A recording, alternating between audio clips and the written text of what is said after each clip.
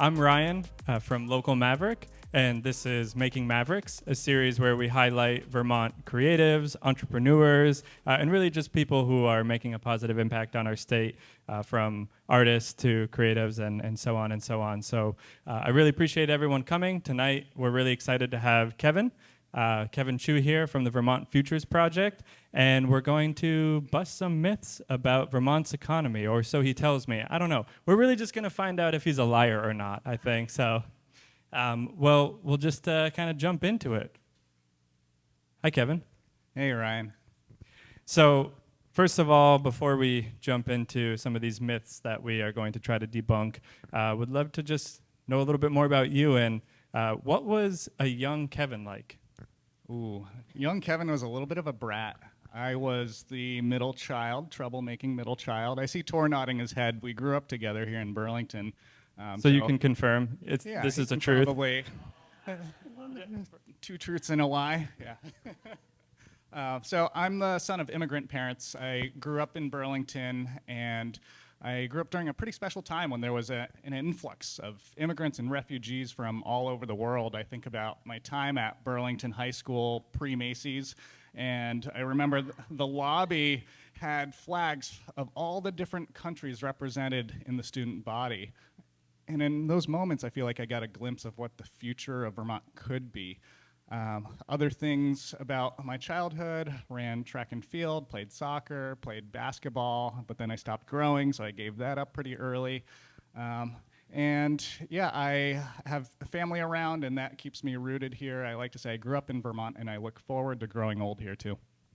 Amazing. And I think to that point, when you're saying that you want to grow old here, can you tell us a little bit about the Vermont Futures Project and why trying to figure out how we create, really a positive future for Vermont? Why do you care about that so much?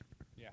I also want to say thank you for thinking that I make a positive impact. That might be the nicest thing you've ever said to me. Yeah, well, that's still, I had to try and figure out why we were having you here, but it was, no. So the Vermont Futures Project is an organization that does economic research and education. That's the sort of vanilla statement, but all of our work is to try to answer this mission question, which is how can we use data to support the evolution of Vermont's economy towards a thriving future with opportunity for all. So the work emerged back in 2015. It was an initiative from the Vermont Chamber of Commerce, who are experts in the policy space. And what they noticed is a lot of policy gets shaped by the loudest voice in the room, the opinion of the moment, whatever's trending on social media, for better or worse. And they had this crazy idea. What if we bring data to policy conversations? Data-informed policy. Terrible idea. Terrible idea, I know. So that was the genesis of the Futures Project, and early on, the work was focused on creating a data dashboard, aggregating information from the federal level, from the state level, sometimes even local sources, to create a one-stop shop public resource that then could inform policy discussions. During the pandemic, my predecessor, Lori Smith, the previous executive director, she launched a campaign called the Vermont Economy Talks to really lean into the education side of the mission to help demystify the economy, because I think sometimes when we hear that word, it feels like this nebulous thing that just happens to us. But in many ways, we help to shape our economy, especially at the local level. So during the pandemic, it was a very empowering campaign to show how the decisions we make, the interactions that we have on a day-to-day basis, help to make up this thing that we think of as the economy. Yeah, I think that's really great, and I think one reason why I was drawn to chatting with you and speaking with you is that, to your point about the economy, I think it's a big word, for lack of a better term, where, yeah, it's like, oh, yeah, of course, the economy's up, the economy's down, but what exactly does that mean? And what do we do to make it better, to impact our community?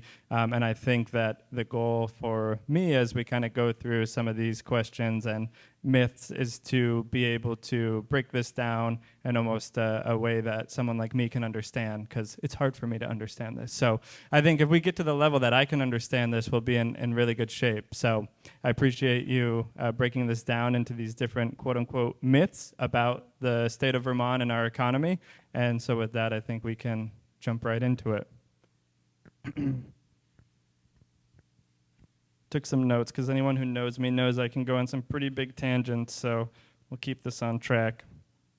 All right, the first myth: we do not need more people in Vermont to have a thriving economy.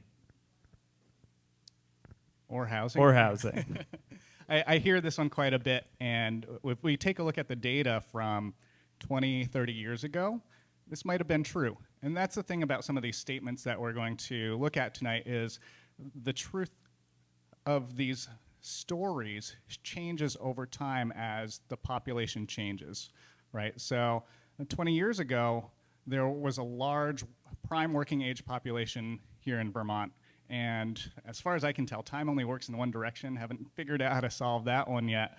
And as our population has aged, we're now in a situation where we actually have a chronic workforce shortage. There are more retirements each year than we have high school students that are graduating. We have a dwindling homegrown talent supply. Vermont does a pretty good job attracting college students, but we also have a really poor college graduation retention rate. So when we take a look at these factors and calculate workforce supply versus demand, we need to be adding about 13,500 people into the workforce each year to really address some of the major challenges that we're facing.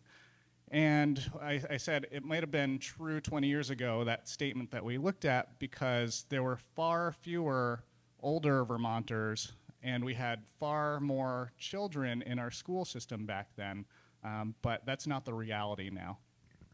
And I think, and please correct me here, was the term brain dump, or what is the term that was coined for? Is Vermont, we're one of the worst at retaining brain drain. Brain drain, thank you.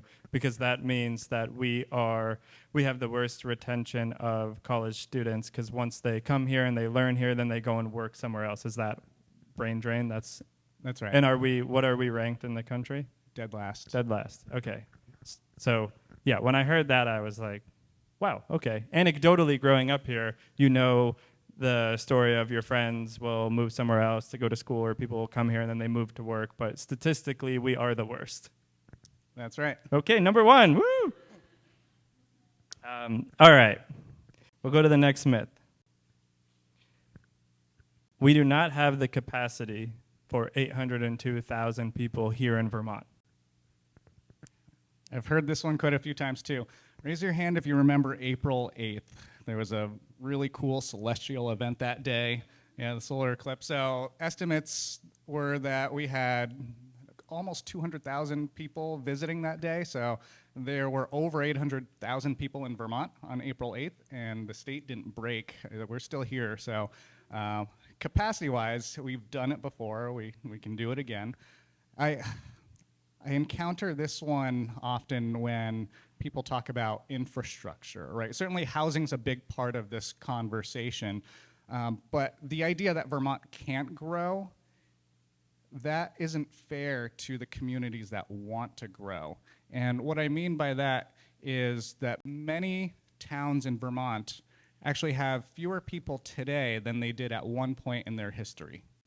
And this is research from the Vermont Futures Project to calculate estimated latent capacity, which is looking at the historical peak compared to current population. And many rural areas have depopulated. We see on this map here that most of the growth has happened in and around Chittenden County.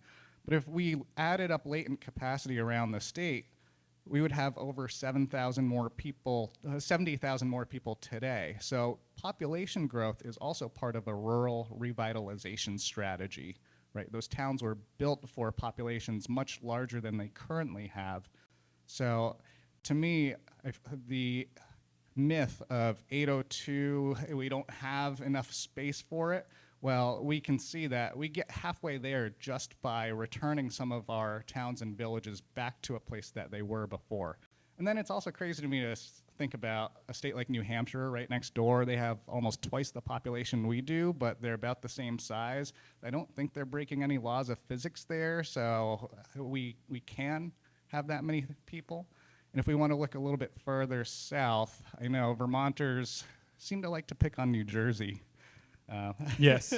I hear, raise your hand if you've heard the phrase "Don't Jersey Vermont" or something of that sentiment. So there are lawn signs, there are bumper stickers. People have even made a Facebook page with this sentiment. So I looked at the population density of New Jersey and compared it to Vermont. New Jersey is about 1,200 people per square mile. Vermont is currently at about 70 people per square mile. And if we grew our population to 802,000, we'd be at 87 people per square mile. We'd have to So reach, Jersey. Yeah, Okay. pretty much. We'd have to be 11 million to reach New Jersey level density. We could have another solar eclipse and a Fish concert on the same day, and we wouldn't be New Jersey. And where did that number, 802,000, where did that come from? So that came from that workforce gap analysis, that 13,500 annual gap. And if we project that out to 2035, 2040, just taking a look at the demographic distribution of our state, we know that we need to be adding that many people, and then we start to get into the 800,000 range when we project that number out. And what I realized in conversations with folks much smarter than me is 800,000 sounds really big and scary in a Vermont context, but 802 for some reason feels a little more comfortable and familiar. So sometimes you just have to go with the flow and give the people what they want. Love it. Yeah, 802. Great branding. I like it. I think this is definitely a big one for me, is that if we increase the population to 802,000 people, won't this be really bad for the environment and in general just create kind of some issues for us from a geographical standpoint? Yeah, I hear this one all the time too, and I will start by saying my background is actually in environmental work. I was an environmental studies major at Middlebury College, and when I think about the environment and climate change, these are global issues, right? And the environment doesn't end at the border of Vermont, as much as we might want it to sometimes, but in terms of environmental impact, we can take a look at the data on greenhouse gas emissions and compare how we're doing to the rest of our region. And Vermont, over the past 20 or so years, we've made some progress on reducing per capita greenhouse gas emissions, but all the states to the right of us on this chart are reducing their greenhouse gas emissions per capita faster than Vermont and are at absolute values lower than we are now. So again, there's New Jersey, right, and Massachusetts, New York. Those are states that have increased their population, increased housing, and grown their economies, and they're making more progress on per capita greenhouse gas emissions. I spoke with some friends at the Energy Action Network who put together this research here, and one of their biggest concerns for Vermont in meeting our climate action plan goals is lack of workforce. Right, they project that we need about 7,000 more people doing weatherization work for us to reach our climate goals. And there's only about 7,000 people in the state right now looking for work, total.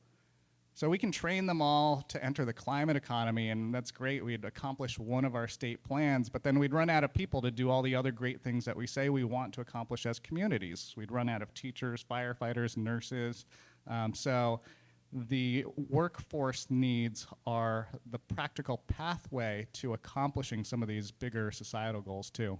People are the solution, not the problem. If we think of people as the problem, things get dark really quickly, right? How do you feasibly reduce population, Ryan? I don't know, and I'm not going anywhere near that question. So. So I mentioned my environmental studies background.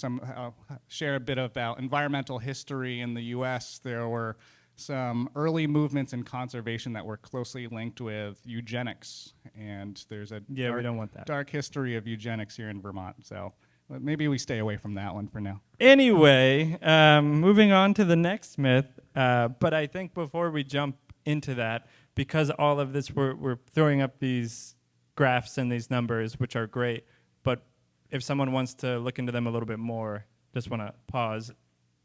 Is there a way to, fact check you as you're fact checking us? How do we find out where they're coming from? Fact checker. Yeah. Are we good so far? Okay, not as much the data, but so where do we go to look at this in a little more depth if we wanted to?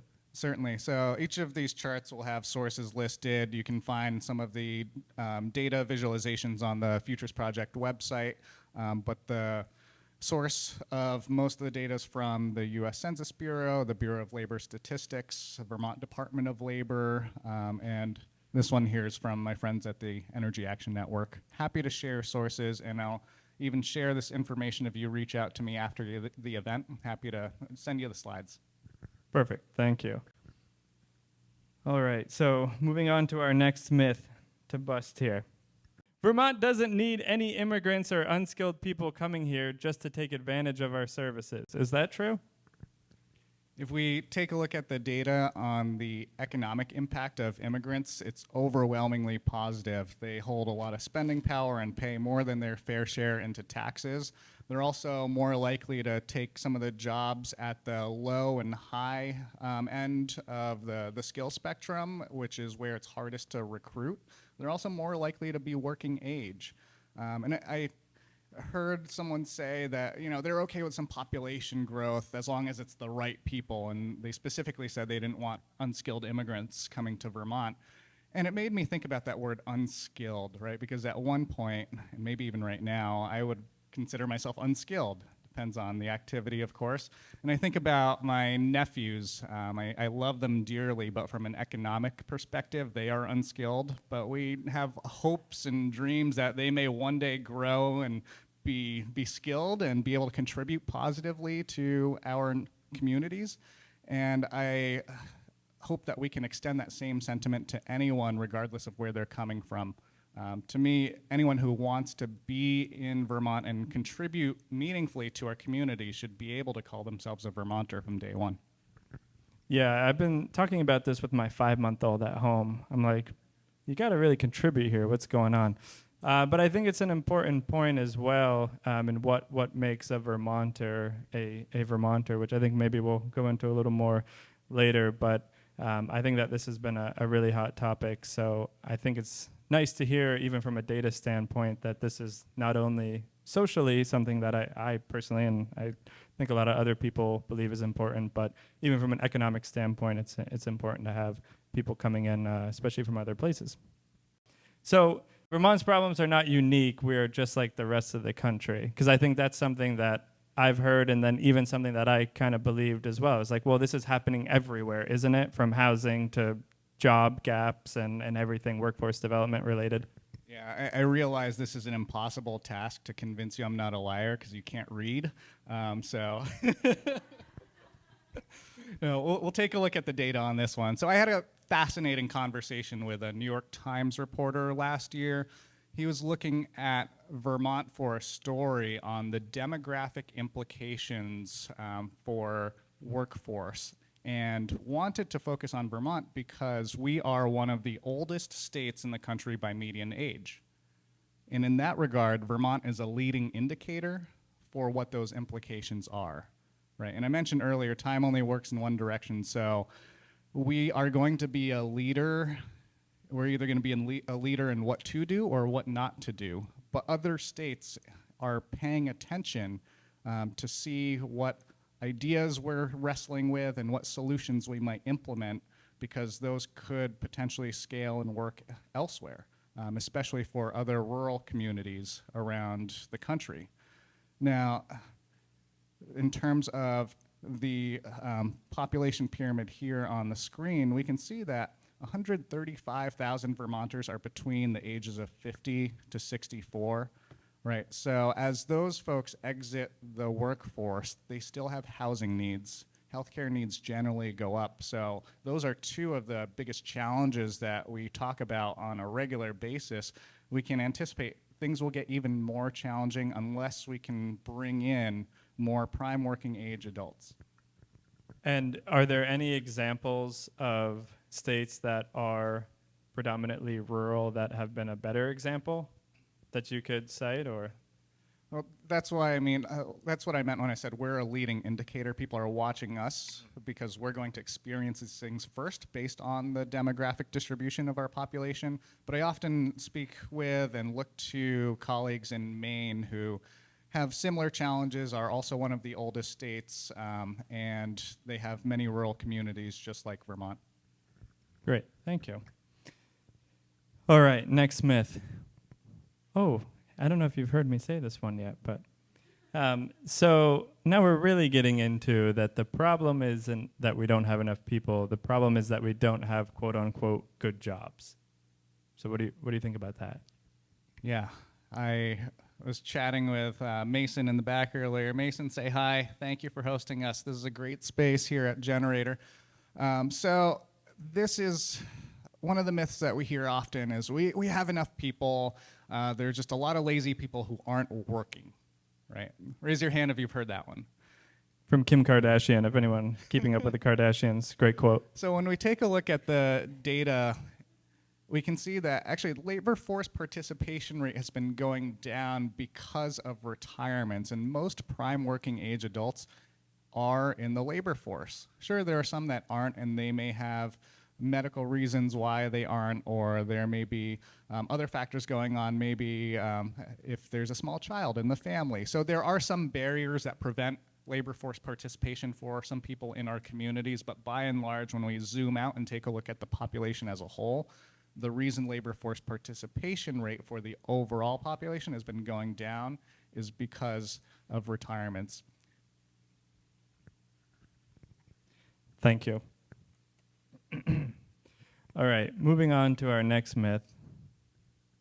Okay, we're back on track. So this is, I think, another really hot topic, always, but especially right now. I mean, I think that everyone in this room and anyone who's watching or listening has definitely been impacted by the housing crisis in some way or another. And so I think something that's been thrown a lot, or out there a lot lately, is that even if we're building more houses, you know, the average person can't afford it, and it's really going to only benefit developers or benefit the rich. Yeah, I hear this one all the time too, and it made me look at the data to try to understand, like, how have we been doing with housing construction? And we can see that over the decades, new housing construction has been declining, and we can ask our economists in the room on the dynamics of supply versus demand. When supply decreases and demand remains high, what does that usually do to prices? Well, prices go up. So the idea that if we build more houses, it would be bad for Vermont goes against those basic supply-demand dynamics, right? And then it also strikes me that you use the phrase housing crisis. And when I hear crisis, it makes me want to act with urgency. But every time there's a housing proposal, it goes through iterations of permitting processes and legal challenges, and it may be 2 to 5 years before we actually break ground and create new housing in response to a crisis, right? And I feel like we should be acting with more urgency if we truly want to treat it like a crisis. I think about Maslow's hierarchy of needs, the basic physiological needs that humans have: food, water, shelter, right? And we're in a state that often glorifies agriculture and the production of food, but for some reason we have this myth that all developers are evil and they're just greedy and they're profiteering, but they are the providers and creators of shelter, also a basic physiological need. So I think that narrative is something that holds us back when we start creating enemies within our own communities, people that are just trying to create shelter so that we can meet the needs of people in our community.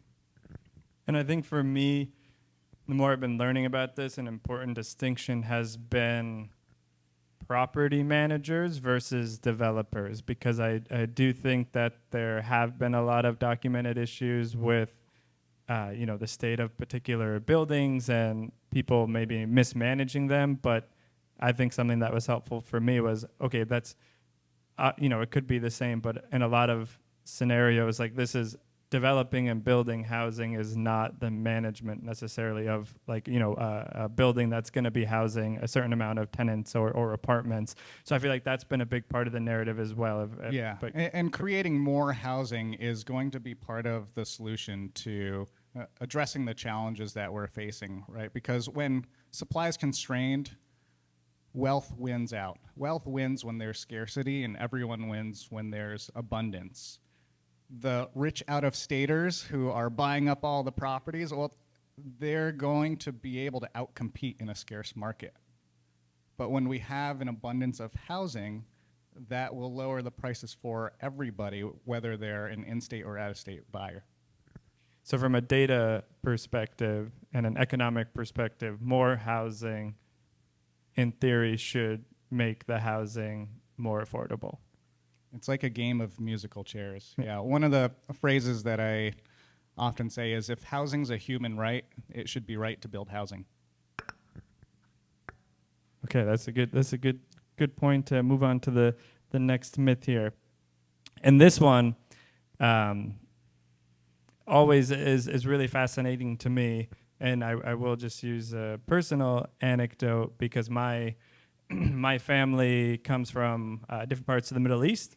I am a white person and white skin, so I've been able to experience this on a lot of different levels from a Vermont standpoint of Vermont having this kind of carefully curated, I'm going to use air quotes here, but culture, and more people would threaten what makes Vermont special, because I think, just to take it a step further, it's oftentimes we from the outside as Vermonters are perceived as being very open and welcoming, but it's really interesting when you kind of peel back the layer, and again, this is where we'll let you touch on this, but I think it's how open are we really, and what is this culture that we're protecting? You really want to go there, don't you? I want to go there. Just from a data perspective, we can take a look at the racial and ethnic composition of our state compared to the U.S. as a whole, and we can see Vermont doesn't really look like the rest of the country.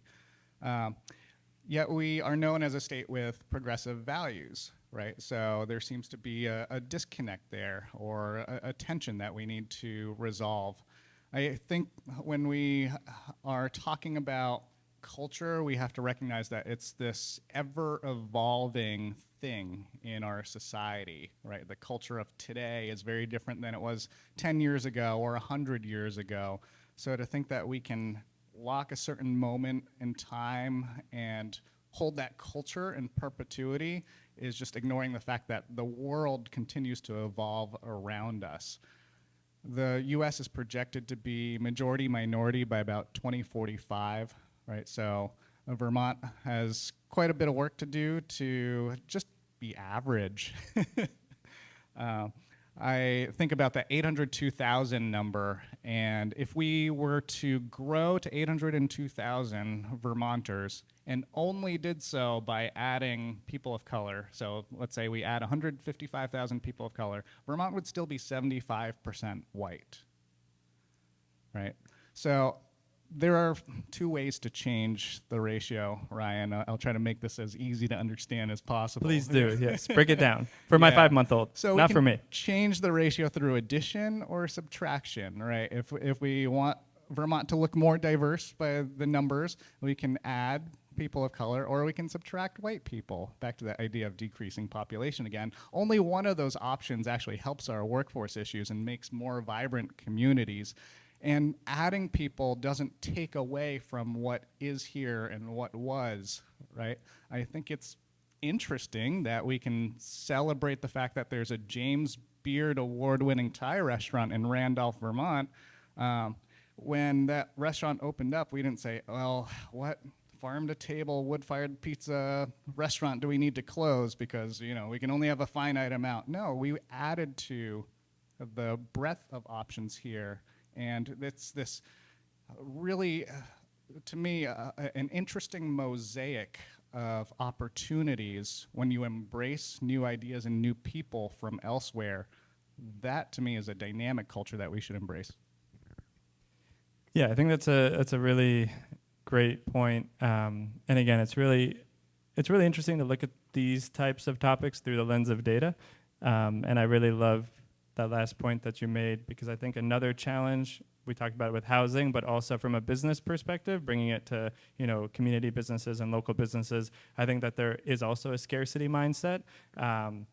But I think it's kind of a double-edged sword, because we also think about trying to recruit the students, trying to recruit new, whether it's employees or business owners. Again, this is relatively anecdotal, but a big piece of feedback is, well, I love Vermont.